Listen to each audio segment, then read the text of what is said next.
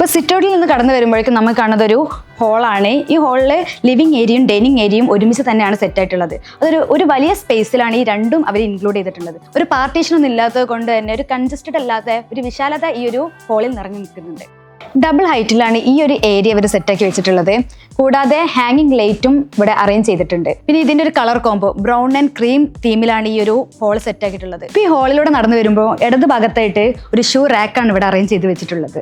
അത് കഴിഞ്ഞിട്ട് പിന്നെ കാണുന്നത് ഒരു ഡൈനിങ് ടേബിൾ ആണ്. 10 പേർക്ക് ഒരുമിച്ചിരുന്ന് ഭക്ഷണം കഴിക്കാൻ പറ്റിയ ഒരു സ്പേസ് ആണ് ഈ ഒരു ടേബിളിന് കൊടുത്തിട്ടുള്ളത്. ഇതിന് നേരെ മേലായിട്ട് ഫാൻസി ലൈറ്റും ഇവർ അറേഞ്ച് ചെയ്തിട്ടുണ്ട്. പിന്നെ ഈ ഒരു ഏരിയയുടെയും വീടിന്റെയും ആ റിച്ച്നെസ് മെയിൻറ്റെയിൻ ചെയ്യാൻ വേണ്ടിയിട്ട് സീലിംഗ് കൊടുത്തിട്ടുള്ളത് വുഡിലാണ്. കൂടാതെ ഈ സീലിംഗിൽ തന്നെ കോപ്പ് ലൈറ്റും പ്രൊഫൈൽ ലൈറ്റും കൊടുത്തിട്ടുണ്ട്. ഈ ഒരു ഡൈനിങ് ടേബിളിന്റെ പിറകു വശത്തായിട്ട് ഒരു കോർട്ട്യാർഡാണ് ഇവിടെ അറേഞ്ച് ചെയ്ത് വെച്ചിട്ടുള്ളത്. അതുകൊണ്ട് തന്നെ സിറ്റൗട്ടിൽ നിന്ന് കടക്കുമ്പോൾ തന്നെ നമുക്കൊരു വലിയ സ്പേസ് തന്നെ ഇവിടെ കാണാൻ സാധിക്കുന്നുണ്ട്.